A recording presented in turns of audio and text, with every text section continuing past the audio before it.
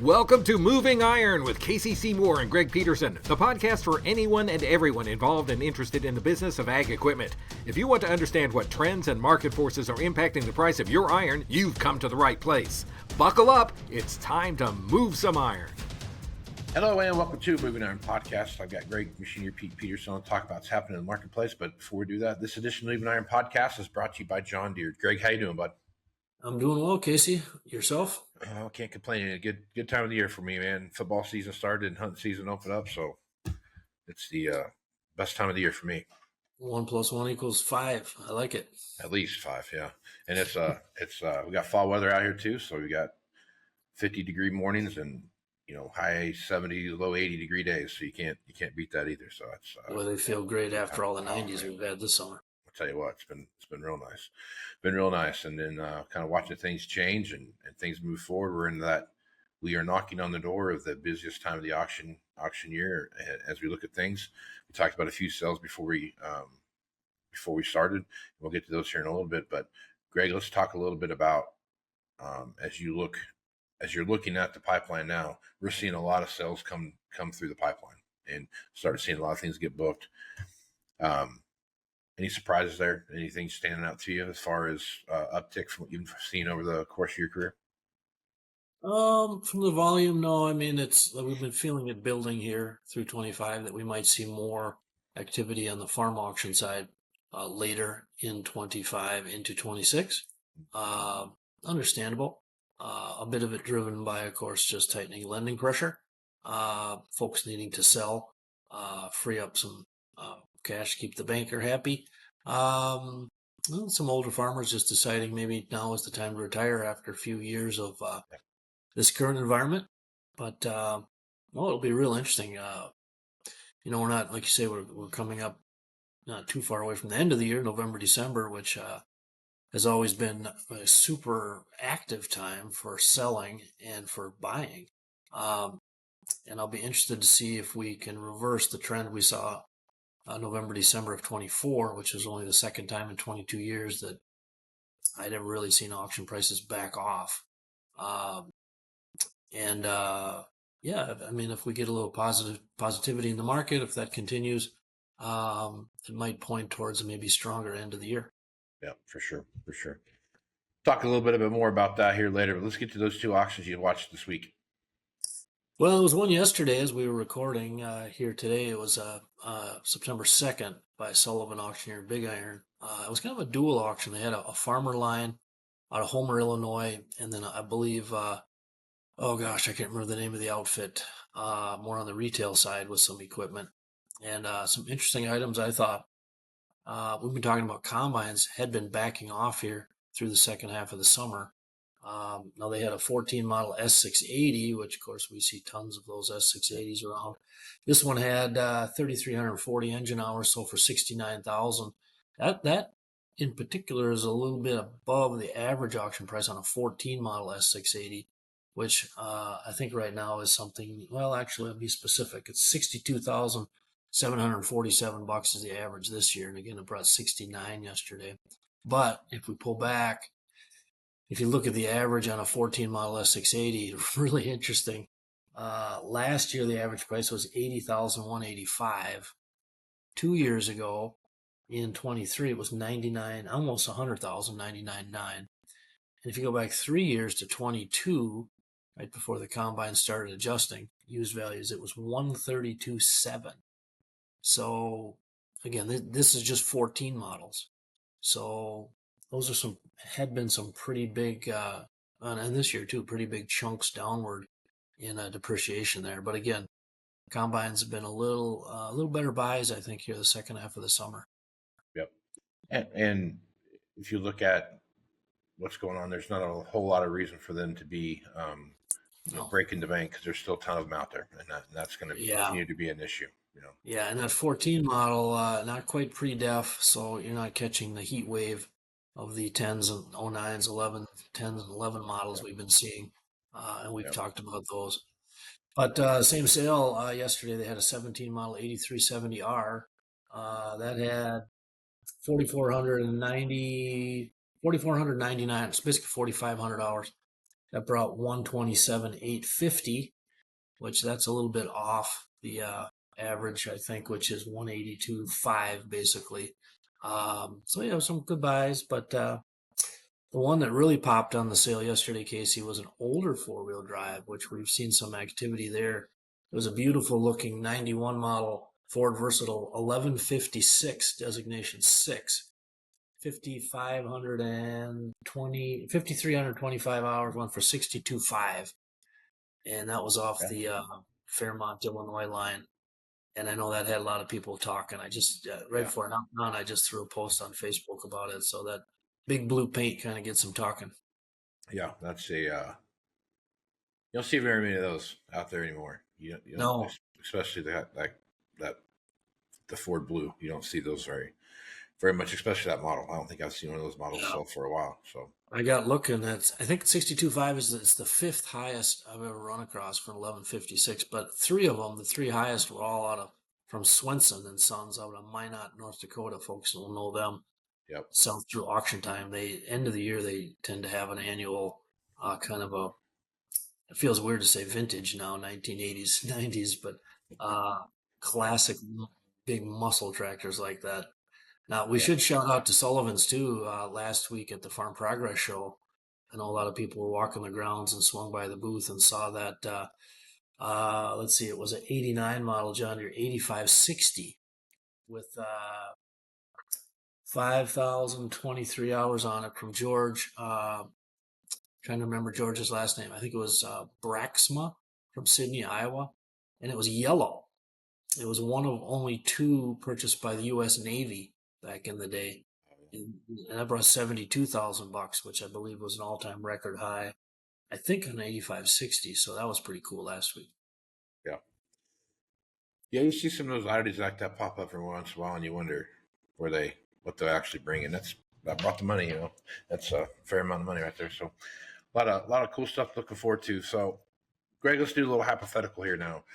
If you're Mm-hmm. looking at the current marketplace right now and you're watching corn and you're watching soybeans and stuff like that, we're seeing some movement, a lot of movement over the last week. And there's all the reports I can see. There's no reason why these movements should stop unless the USDA comes out and throws a wet blanket on it. But in their September report, which actually comes out in about 9 days. So the 12th of September is when that comes out. So assuming everything kind of keeps going the way they're going and the reports kind of stay with what the independent reports are looking at, you could see a significant jump in corn between now and the end of the year.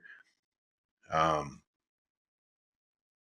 your thoughts on if we do see movement in the price of corn? I don't think it's going to change the actual pricing of equipment, right? I don't think we're going to see a huge run up in the price of equipment by any means. I'm not saying that at all, but I think more people coming to the table to buy stuff. We'll see some organic growth in prices as they come up from that. But it feels like there could be some volume at the end of the year that gets gobbled up because of this, that could bleed over to that first quarter. So I guess as you're looking at this, conversations you're having out there when you're at these different sales, what's your feel if we did see another quarter added onto the price of corn between now and the end of the well, basically October?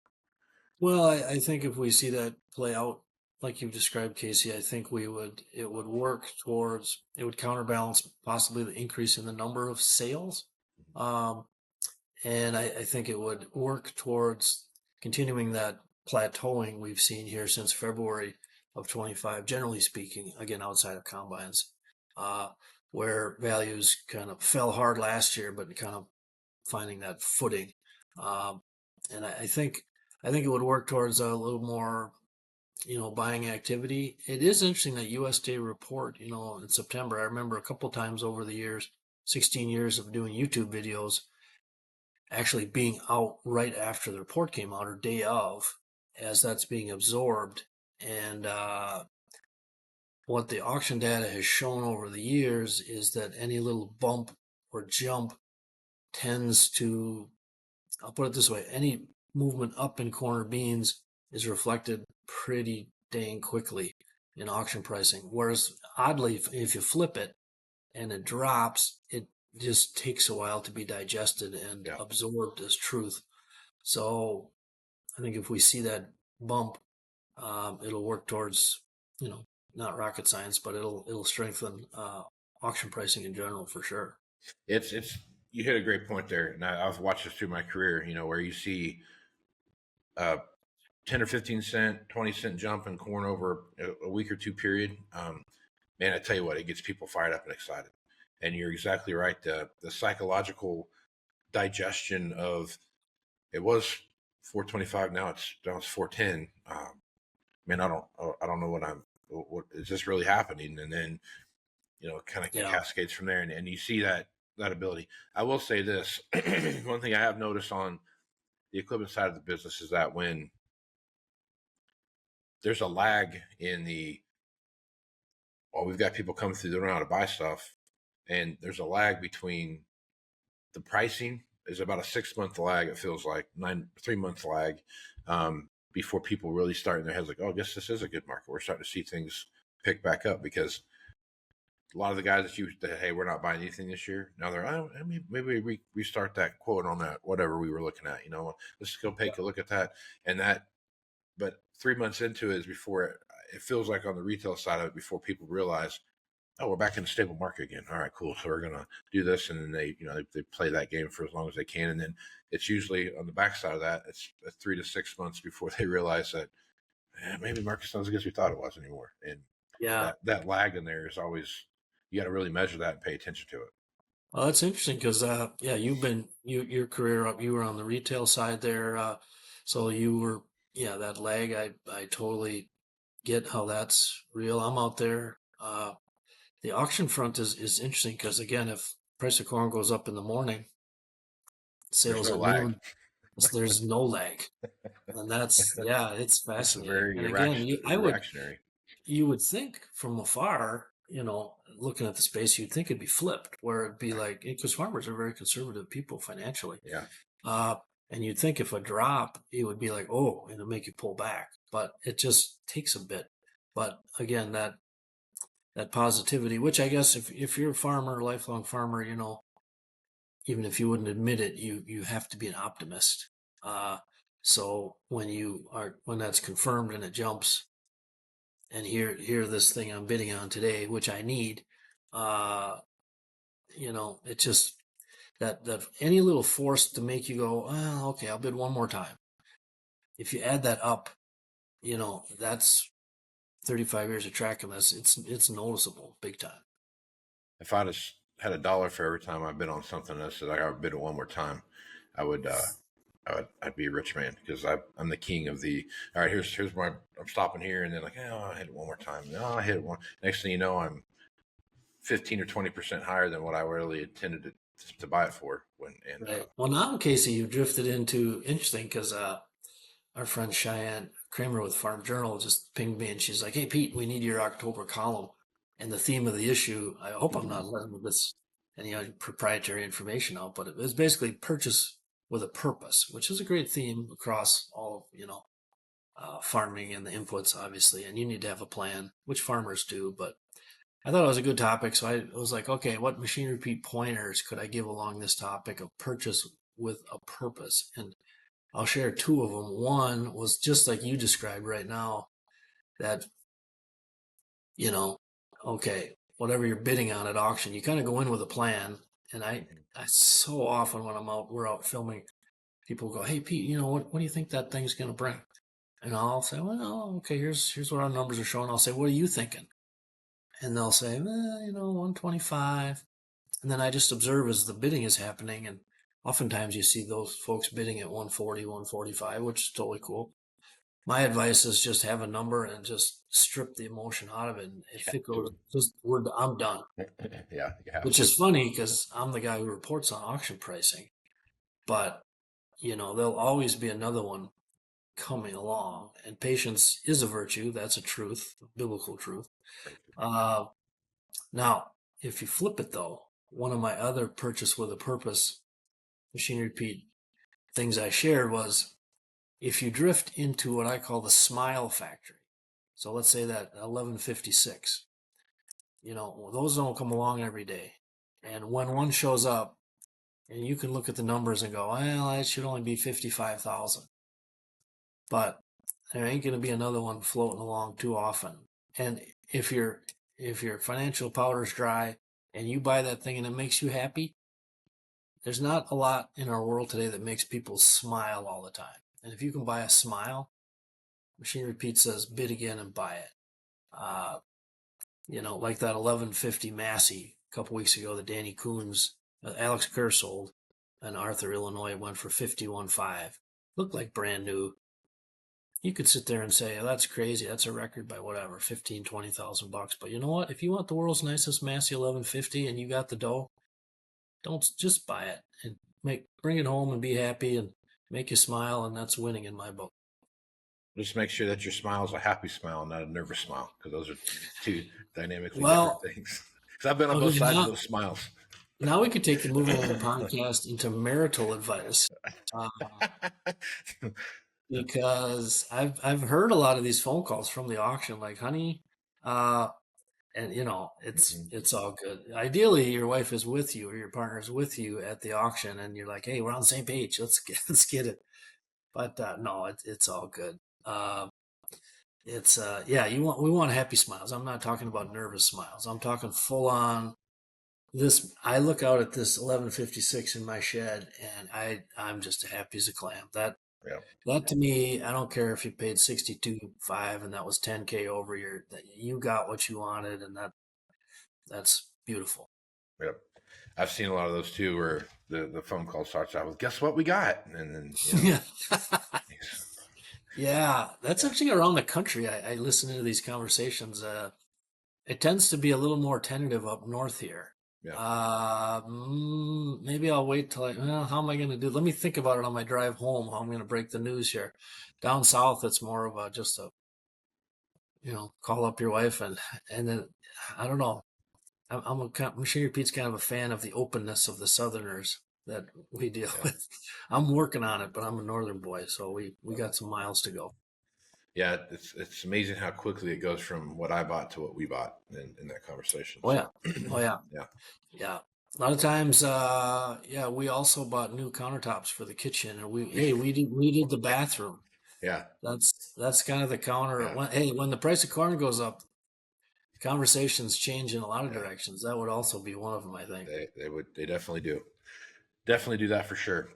All right, Greg, probably a good place to stop. Folks want to reach out to you, get more information about speaking and whatnot, just go to machinerypete.com and go to the contact page. And just drop us a note, give us a call, hit me on Facebook. However, I'll be around. Be right on. Well, appreciate you being on the podcast, Greg. We've got any speaking engagements coming up you want to let people know about? Well, I've got some business to business stuff I'm doing.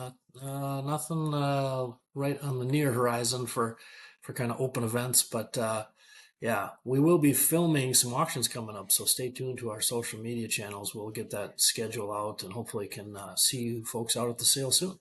Right on. Well, Greg, appreciate you being on the podcast. We'll catch you again next week. Sounds great, Casey. Have a good one. All right. Stay tuned for more Moving Iron podcast after.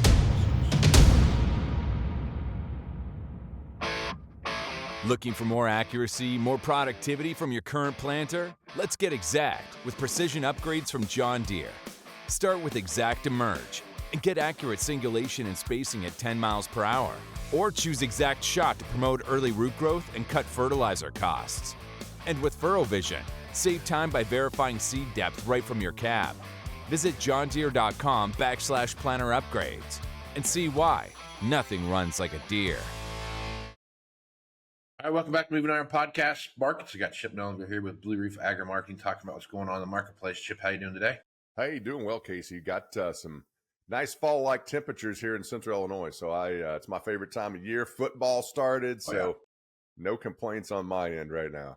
Best weekend of the year. You got Labor Day weekend. You get about 4 or 5 days of college football in there, and then you get. I'm a dove hunter, so dove season opened on the 1st. Best weekend of the year for me. And the fall weather is here too. We've got, it's 52 degrees this morning. I walked outside and it'll be like 78 or 80 degrees or something like that today. It's perfect. If we could have about 8 weeks of that, I would not complain whatsoever. I'm right there with you.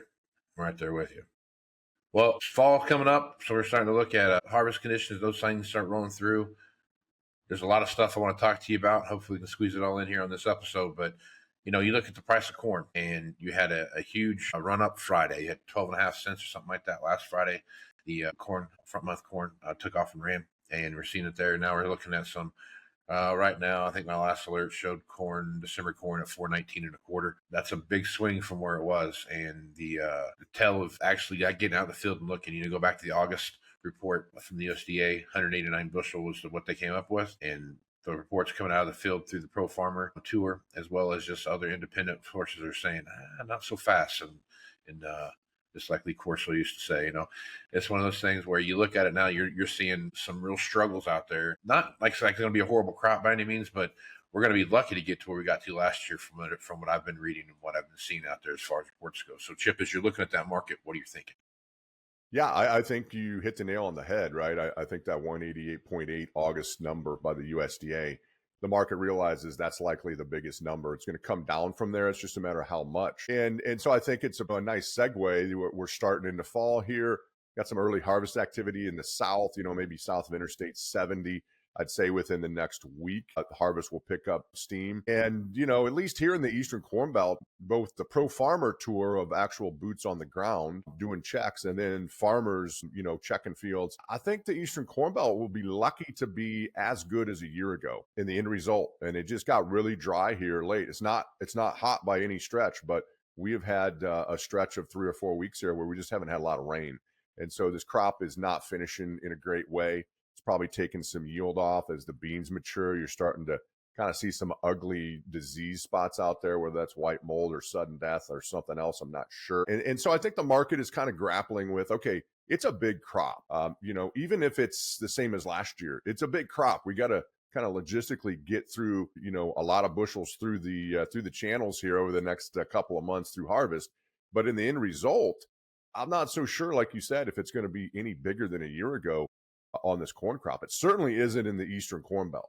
Pro Farmer, if it is bigger, I think maybe Minnesota, maybe South Dakota, maybe Nebraska. Iowa, I don't know. You're hearing all the disease, the southern rust issues in Iowa, and I think it's come on so fast that, it's relatively new, especially for Iowa. We just don't know what the effect of that will be on yield. It certainly is going to take top end yield off. It's just, is it 1%? Is it 30%? I don't think anyone really has a good handle on that. So the September crop report coming out on the 12th, they're probably out there actually as we speak, continuing with some of their field checks. That's going to be really important to set the stage for, how big of a drop do we see in yields. And if it's just a half a bushel or a bushel, corn's probably going to have, a big probability of retesting the lows. If it's 4 or 5 bushel cut in the September report, the market might get fearful that, hey, we maybe have another 4 or 5 to go in October, and that could become pretty bullish. So really interesting time of the year. That Pro Farmer Crop Tour really kind of made things, turned the dial from maybe, depressing and dreary and, how low are we going to go to, like you mentioned, the college game day reference, not so fast, my friend. This crop may not be quite as big as what, people had expected a month ago. Yep. And then the same thing on the soybean side of the tape here. If you're looking at what's going on there, we've seen some pullback on that, about 4%, and some projection that we see out there. We're also seeing, you were talking about before I started recording, in your area, you're seeing some things pop up out there. You're seeing some mold issues. You're seeing some sudden death issues. You're seeing those kind of things pop up. I guess as you're looking at soybeans, it's like there's corn and soybeans usually have a very harmonic kind of relationship, and they're kind of fighting against their own battles right now. Yeah, they are, and kind of a similar but different, right? I mean, in the case of corn, you've got yields coming down, but demand is phenomenal.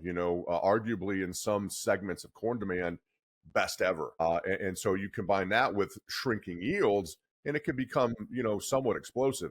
Kind of the opposite in beans. Yeah, yields are probably coming down, but we have yet to see any movement on a Chinese trade deal. Zero sold to China. Now, the good news, the silver lining here is that the rest of the world, we're cheap enough on bean prices that the rest of the world exports at this point in the calendar are the second best we've ever seen. So we are picking up some business outside of China, but the market is kind of figuring out or trying to figure out how much of a cut in bean yields and how much will that support the cut in demand. The good news is the USDA historically, if they determine that there's a 2-bushel yield cut needed, they'll do it right away on this September crop report and maybe follow up in October. On the demand side, historically, the USDA has been slower to move and adjust demand. They don't just, come in and say, we're going to take 250 million bushels out of bean demand in 1 month. Historically, it's not impossible that they would do that. That's what the bean market's going to be grappling with here for, weeks and months to come is, what's crop size? We probably digested the biggest crop on the lows, but we probably also, unfortunately, have factored in the biggest demand number, on that August crop report in beans. So going to be a real battle. And again, it's a big crop, no matter where it turns out. Even if it's a 52 bushel bean crop, it's a big crop. Historically, farmers move beans at fall and store corn. And if that's the case this year, there's a lot of bushels to move through. So we've seen the last couple of days, some give and take. The market tried to rally. The bean market sold off because we haven't seen much progress on the Chinese trade demand front. In fact, this past weekend, there was a Chinese trade representative in Washington talking. He left, and you know how that went because there wasn't a tweet in the middle of the night by the president about some massive best trade deal ever. So you can kind of know in advance how those talks went, and that disappointed the bean market. That's why we saw some of those double-digit losses yesterday. Saw friendly news yesterday afternoon, a 4% decrease in crop conditions, more than the market expected. Started off higher, and then we went into lower territory by, early morning hours in beans. So there's still a lot of concern about that demand front on the bean side. Yeah, a lot of stuff to pay attention to there. And we've been in this world for a long time where one news headline away from explosive moves up or explosive moves down. And it's kind of all over the place right now. So.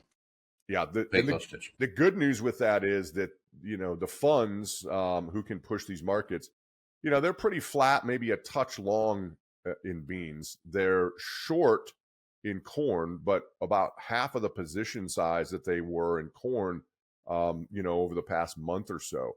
And so it's kind of the wrong time on the calendar that the funds would come in, especially in the corn market, just come back in and establish a 250,000 contract short position. It seems like we're at a point in the calendar, especially with the assumption yields are shrinking, that the funds, are kind of done being short. And that doesn't mean we won't go lower. It means maybe have seen the lows, not that we can't retest the lows, but, I think that is maybe one feather in our cap that maybe the fund selling on the aggressive manner that they had been is kind of a thing of the past because we're far enough into the calendar that, they're past that prime point where we've squeezed the most amount we could historically out of a short position by the time we turn the calendar into early September here.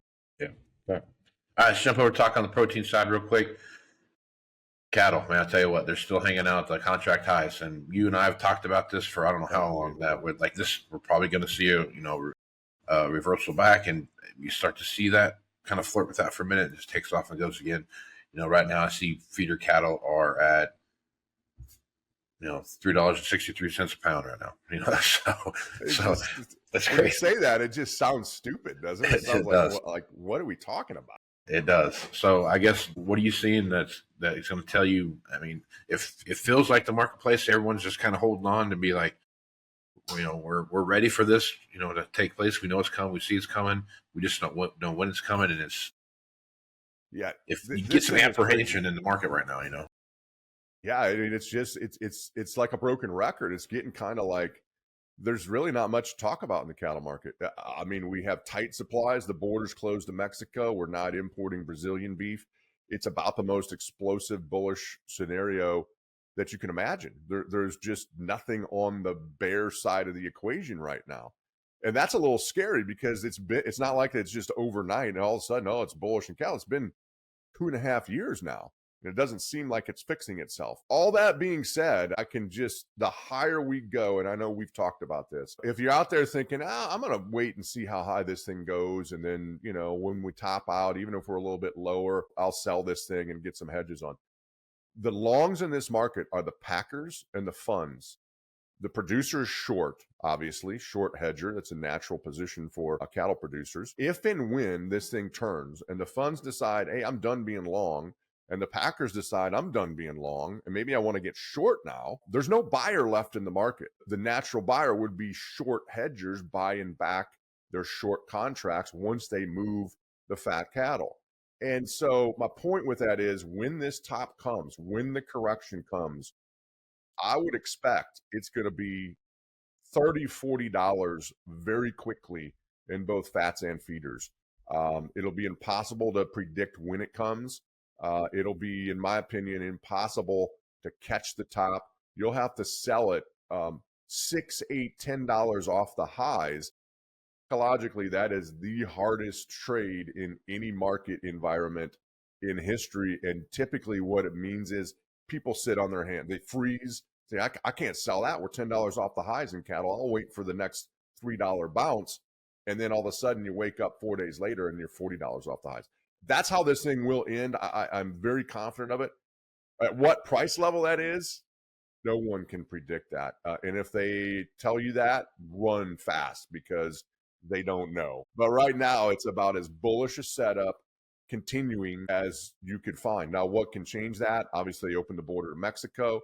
We get some trade deal, with Brazil. We start letting the Brazilian beef come in. I think we are slowly building the herd, but it just takes time. You can't do that fast enough to, stop this cattle market in its tracks. So still a friendly setup. I think that's spilling over. And, you look at the hogs, crazy numbers. For September, you've got the cutout. I don't know where it is. I haven't checked it in a few days. It was, well over $100, approaching 120. I think it's at a little bit of a back off. So that's almost unheard of as you're coming into the third and fourth quarter of a year is to have, the hog cutout north of 100. I think you're seeing direct correlation to, some demand bump from switching over from high priced beef. Poultry's probably the same. That protein side is about the opposite of the grains. Couldn't hardly be any more bullish setup. Whereas on the grain side, we're looking at, shrinking yields, but still big crops that we got to deal with here at harvest. Yep. It's the same thing on the hog side. If you look where hogs are right now, you're looking at lean hogs right now. The October contract's 95.5, and 95.55. I mean, it's just incredible. So typically when both of them are high, you see one of the other ones kind of doing the other thing, and you're not seeing that on the hog side at all. Exactly. Yeah. And again, if anyone would have told you and predicted, hey, we're going to come into September with October hogs knocking on the door $100, just has not happened many times in history, maybe only twice, once for sure, maybe twice in history. So crazy levels. And hogs are kind of, all the press and the PR and the stuff you hear on the news, it's all about beef and the cattle side. And then the hog market's over here sitting, just quietly under the radar saying, hey, we're, approaching some historic numbers for this point in the calendar too, just very quietly. So hogs are the quietest bull market you've ever seen because the cattle market's taking all the thunder away. Yep, for sure. All right, Shea, good place to stop. Folks want to reach out to you, get more information about what you're doing over at Blue Reef Agri-Marketing. What's the easiest way to do that? Yeah, but probably two ways. Our main office number in Morton here is 309-507213. You can also check out our new and improved website. It's www.bluereef.com. Okay. Well, Chip, appreciate you being on the podcast. We'll catch you again next time. All right. Thanks for having me on, Casey. Right on. Stay tuned for more Moving Iron podcast after these messages. Well, there they are, mocking you. See you next year, loser. That weedy area that's got you thinking, man, I hate that spot. Wish I'd sprayed better. Get the last laugh with a sprayer upgrade from John Deere. Precision upgrades that can increase your sprayer's performance, like Exact Apply, advanced nozzles to give you more control at more speeds. It's just one of the many precision upgrades you'll find at johndeere.com. Now, let's see who's laughing.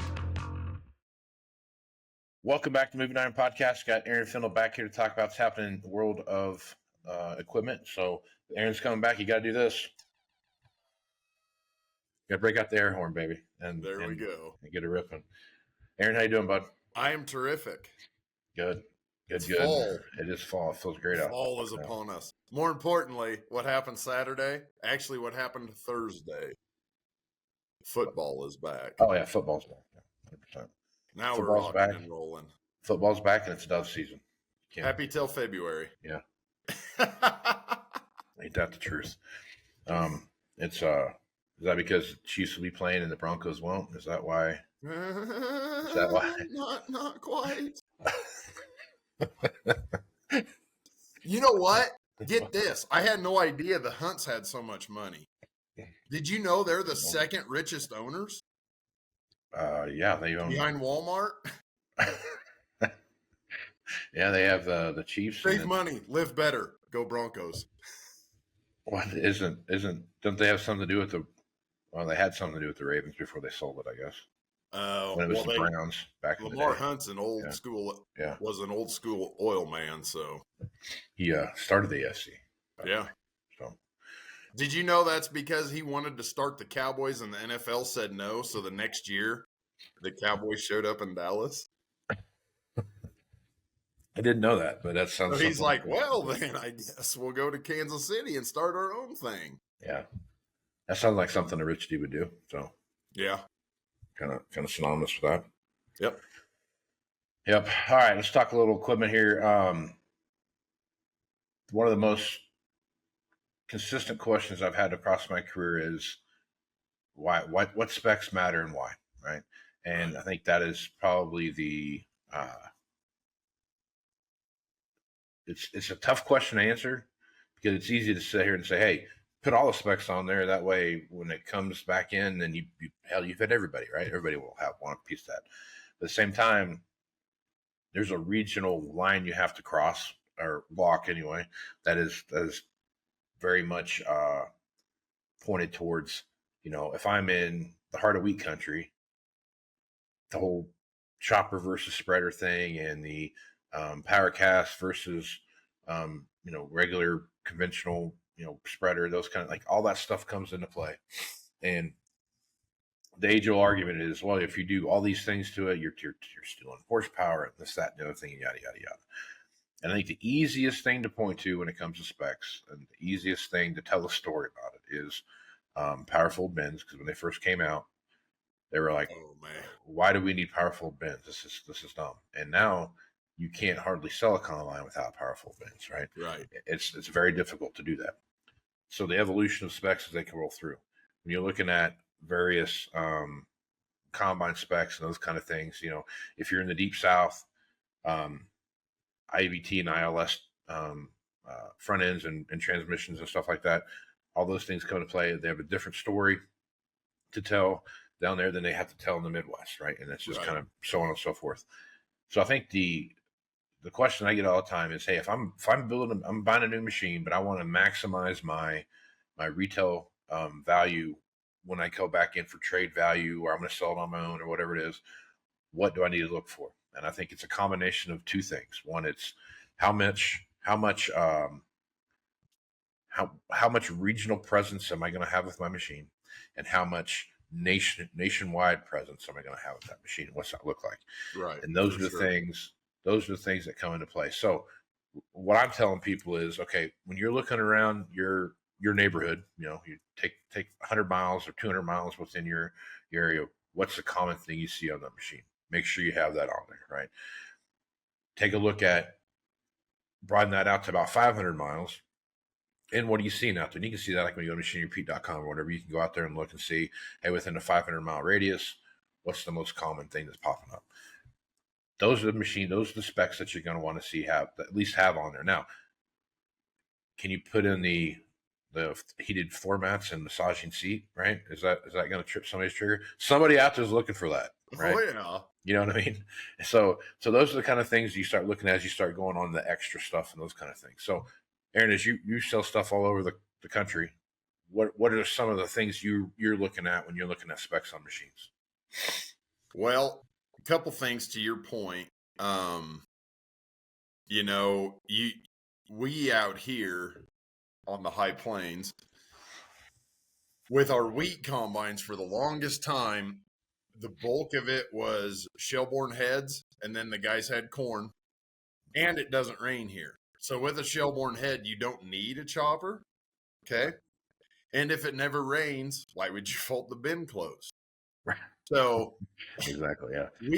we went through a transition period out here where at one time the bulk of combines were manual fold spreader machines. Yeah. I am a firm believer in what I have coined the tri-power. Power fold, power cast, power rear. In today's world, you got to tweak that, because now I would prefer to have the advanced power cast, Sure. but it's still power cast. It's Sure. still a tri-power. It's just Yeah. smarter about it. So It's a little more power in the tri. right. Yeah. So having done that with several groups of customers, it's not, they're paying for that extra for the power fold and the chopper, and those are expensive bumps from a manual fold spreader combine. Okay. And though you're not, anybody who says, oh, well, put 4-wheel drive on there, you're going to get it all back. You're never going to get it all back. You're never going to get everything of a spec back, but you get percentage across the machine. Okay. And some of those specs you're going to get a bigger percentage than others. Right. Exactly. That's exactly right. Power cast, that's not really a bump because it just should be there. Right. So 4-wheel drive. Now, okay. 20 years ago, 4-wheel drive was a big bump. Today, it's less of a bump, but more important. Just because the industry is another thing, is probably the biggest indicator for how you should spec your machine, other than how you yourself need it. Okay. All right, let's walk through these real quick. Let's go through these the tri-power thing. Okay, so let's start with the power rear wheel drive, right? Right. PWRD, right? And so that is regionally speaking, that can either make or break the sale of your combine, right? Right. If you're in, for example, Southeast Kansas, where I grew up at, right? South Central Kansas, where I grew up at. 4-wheel drive was just a thing on combines, right? If it didn't have it on there, you're calling up Mud Hog, can I get a rear end, right? That's just kind of what it was, right?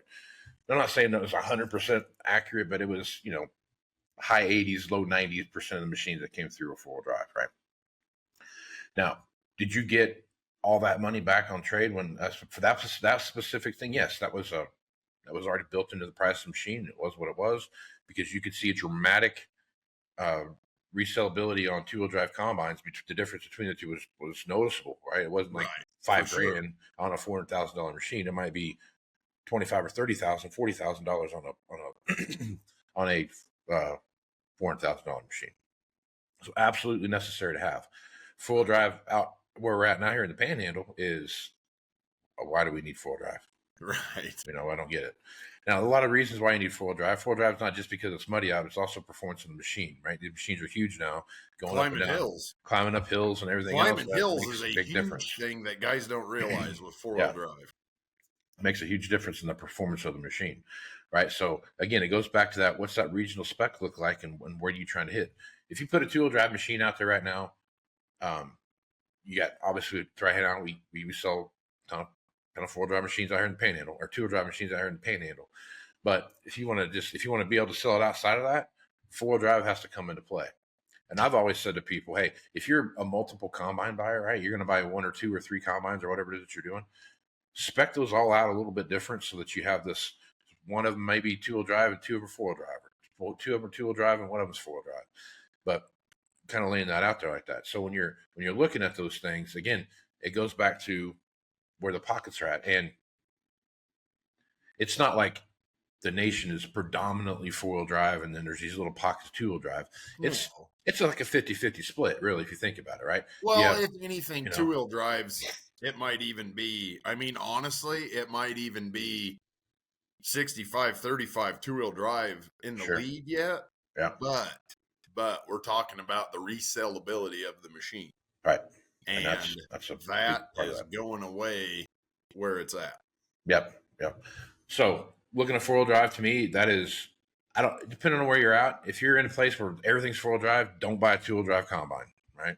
Because the used equipment guy sitting there's going to be like, dude, it's 2-wheel drive. What do you want me to do with this? Right?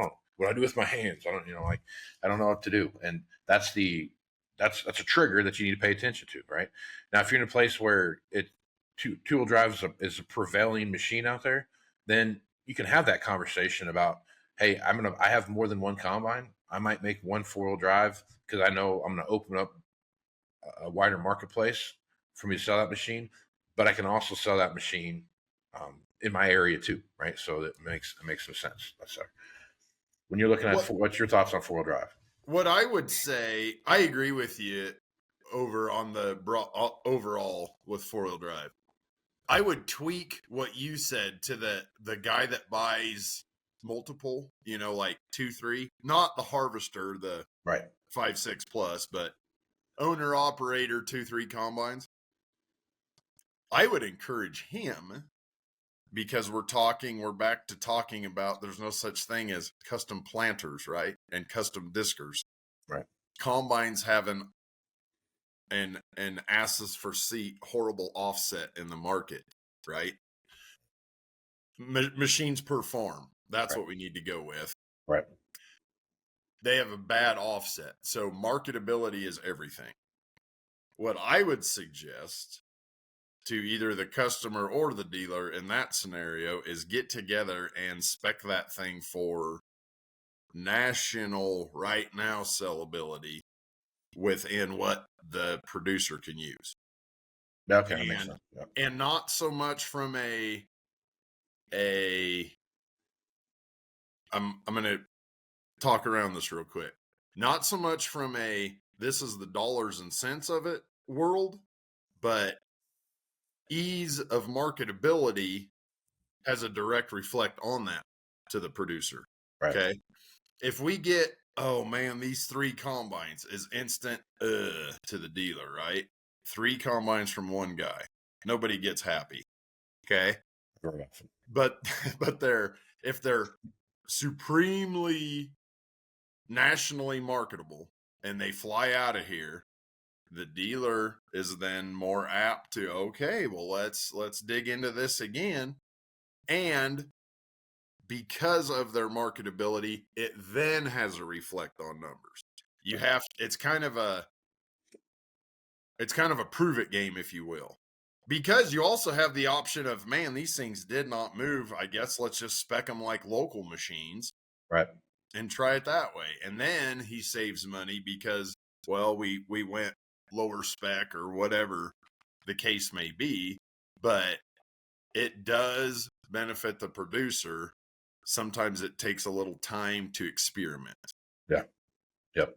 And it makes it trying to find that sweet spot, what that is. I mean, when you and I were working together, we played that game, and it probably took us, I would say 3.5 to 4 buying cycles to really dial that into what that was. And then about everything 4-wheel drive. Well, not everything. Well, the thing about that is once you figure it out, then it starts to change again. You know what I mean? Right. You got to go back through that whole dance again to make everything. Oh, 100%. But I think there is something to be said about understanding what, like we've talked about a million times on here. There's like five specs on a combine that really matter, right? Right. And those are, knowing what those are just givens. Like you're going to make sure that's on there, right? Like you talked about. If you could have a combine set up with power rear wheel drive, power cast, power fold, and then if you start looking at what kind of tires are you going to put on it, what's that look like, and then what the feeder house is. Those are the 2 things. Those are really the things that really stand out on the machine.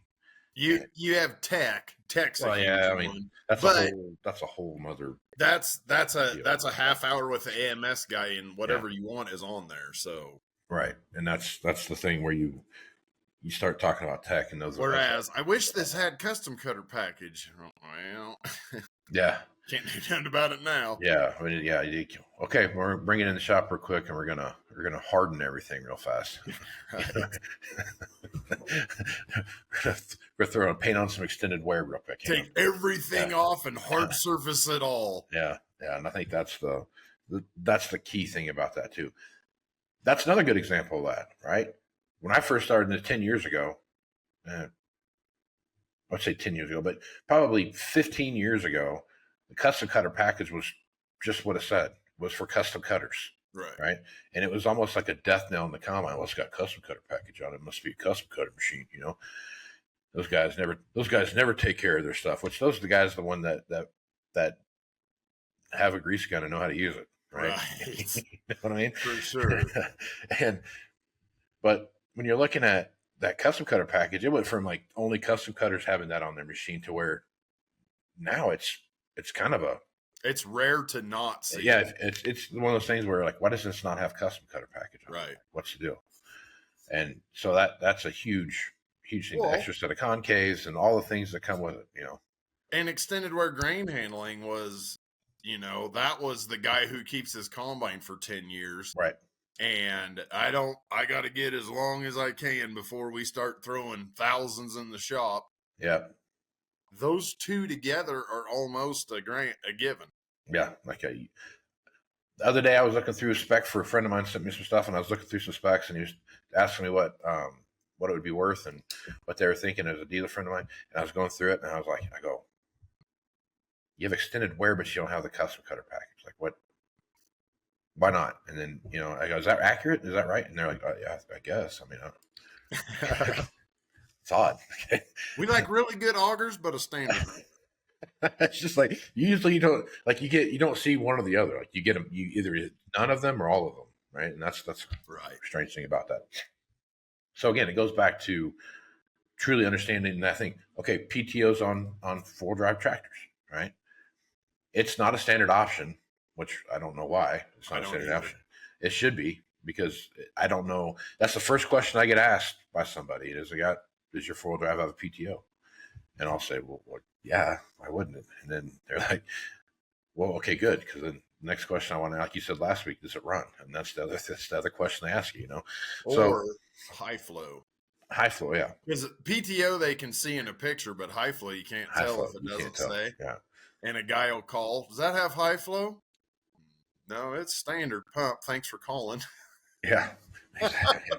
Well, think about 10 years ago when you just want to disc. Yeah, 10 years ago when we were on that, there's that line, you know, where you had like high flow pump was something that just came into the market, you know, and it was kind of a thing. And I argued that we need to put everything be high flow because for this specific thing right now, we were getting into the 50 and 60 foot air drills. I had the Cedar Special or whatever it's called on there, and you know that required an additional high flow hydraulic line just to run the fan, right? Right. And I was like, guys, we got to start thinking about when we price these.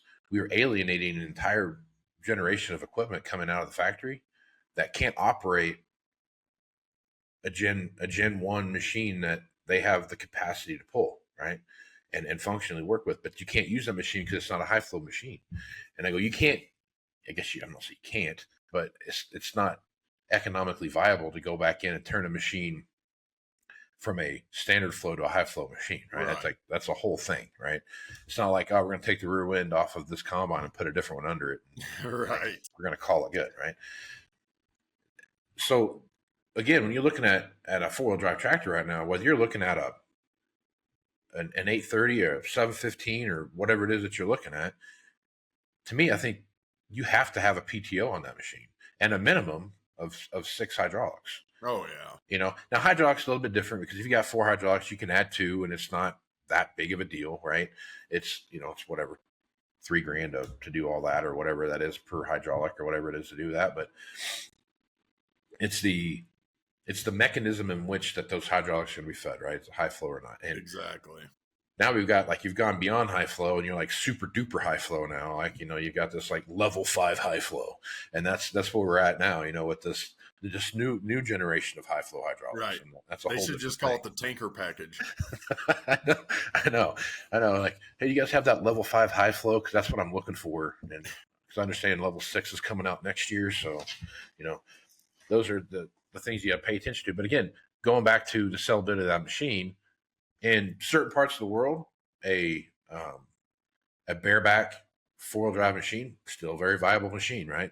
But it's like this big of a circle, right? Exactly. That covers that, right? Where you've got everybody else is looking at, because 4,000 bushel grain carts, right? That's why you have 4-wheel drive PTOs, right? Right. You've got these huge, massive air seeders. You got these huge, massive planters. You got all these different things that are going in there to make this stuff work. So that is, again, understanding what the marketplace looks like and understanding the viability of what how that impacts your entire machine. One of the biggest arguments you and I used to talk about all the time, and I was on the opposite side of this than you were, but it was what a spreader. So we first started speccing out combines and kind of trying to put together a base spec, if you will, on what we wanted to, how we wanted to have our multiple unit rolls every year come through. One of the things we talked about a lot was like we should come up with a quote unquote standard spec tractor, standard spec combine, and then this is how we want to sell it so we can have better resellability. 10 years ago, when we started looking through this, the difference between a chopper and a spreader was like 10 grand or something like that in the price pages. It wasn't that big of a deal.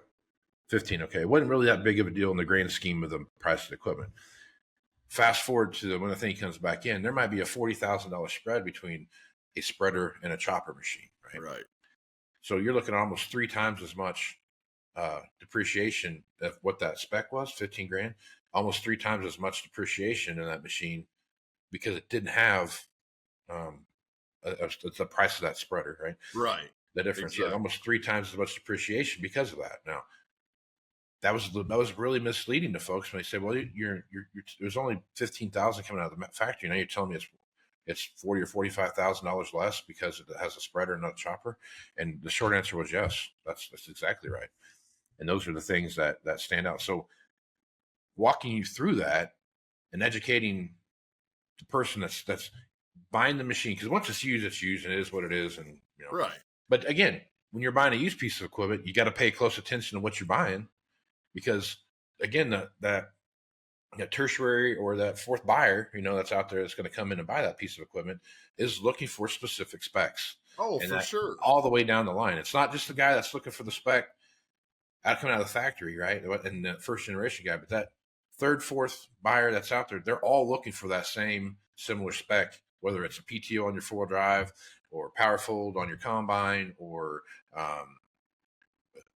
planters is a good example of that too. Is an electric row, which a lot of that stuff anymore now is, I want electric and I can do just that. I can kind of spice that up. Back in the day when you had planters come in, it was hard to value a planter outside of anything other than what just the base spec bar and planting units were, because everything else on it was a fingerprint, right? I mean, right. What you want, what I want are totally different things, right? And I think that's again something to pay attention to. But it feels like as things have come along with sprayers and planters especially, those specs have become a lot more homogenized across the space, right? You're looking at a space now where, yeah, you might want Groff cleaners and I want, whatever, but how the machine is actually spec'd and come out of the factory, they're mostly similar, not completely similar, but it used to be every one of those things were a fingerprint, man. They were totally different from each other. They looked the same, but they were totally different, and that's changed a lot over the years. Well, that's because everybody wants everything loaded up now. Yeah, and that's kind of a culture shift, if anything. It's just like that second and third buyer. They used to buy based off of whose it was, right, or where it came from. Yeah. Now, whereas that late model used buyer, he was always a spec buyer. Yep. Always. That's why he's in the game he's in. I want this tractor, but if I get it with 200 hours on it, I save a boatload versus this one over here. Right. So as the third, fourth buyer become more, and the reason that buyer is paying more attention to specs, all the machinery on his farm demands him to. Yeah. It's not, I want this because it has this. It's, I need this because it has this. Yep. I can't run what I have with my second gen 8R. I need the 8R. Yep. And that's what a lot of, as we're a long ways from $7 corn era currently, that's what's pushing a lot of purchases. It's the wait till the last minute. It's the we're not going to do anything till we have to because of how everything is, and it's all then shove the now we have to for tech purposes, and that's what's feeding that world right now. But back to the root of the conversation, with that third and fourth buyer paying more attention, it's as vital as ever to get the right specs on there. Yep. And there needs to be even if the guy has ordered the same thing for 30 years, there needs to be a discussion all the time, just because with tech driving so much in ag right now, things change weekly. Yep. Sure. You could have ordered a wallop of tractors in April, and why didn't we pick this other code? Because in 5 years, we already know they're not going to blah, blah, blah, because we just found out with this press release. Yeah. And it's like, it's constantly on the forefront of tweak this, change that, move it over here, and go that route. Yeah, and it greatly affects your sellability. So my word of advice to everybody listening to this right now is have the conversation with your dealership, with the guys that you, if you're a used buyer or a new buyer, have that conversation with your dealership of what are the most common specs you see people asking for regionally, and what are the most common specs you see out there on the national marketplace, and then blend those together the best you can to have a machine that you can bring back in and you're going to maximize your resellability. Right. Okay. All right, Aaron. Good place to stop. High Plains Wholesale. Folks want to reach out and see all the fun stuff you got going on over there. Aaron is the chief entertainment officer over there. There you go. And if people want to see that, where they go see that stuff at? You can catch High Plains Wholesale on Facebook and on TikTok. I, Aaron Fintel, am on Twitter and Facebook, and you can see the same specials there. I share them on my pages, and you can call me or text me, 308-760-1193. Always got stuff willing to deal, so get after it. Right on. Casey Seymour, you can find me Facebook, Twitter, Instagram, TikTok, LinkedIn. I don't know where else I'm at. Find me there. All either at Moving Iron Podcast or Moving Iron LLC. Check me out there, and you can see all the stuff there. You can see the audio version of this over at AgWeb under the podcast section. You can see that. You can also go to Farm Journal's YouTube channel, and you can see the video version of this podcast as well. I want to thank Aaron Fennell, Greg Peterson, and Chip Nellinger for being on this podcast this week. So until next time, let's go move some iron, folks. Out. Thanks for joining us. We'll see you again next week. And remember, Moving Iron is available on Farm Journal's YouTube channel and anywhere podcasts are found. So until next time, let's move some iron.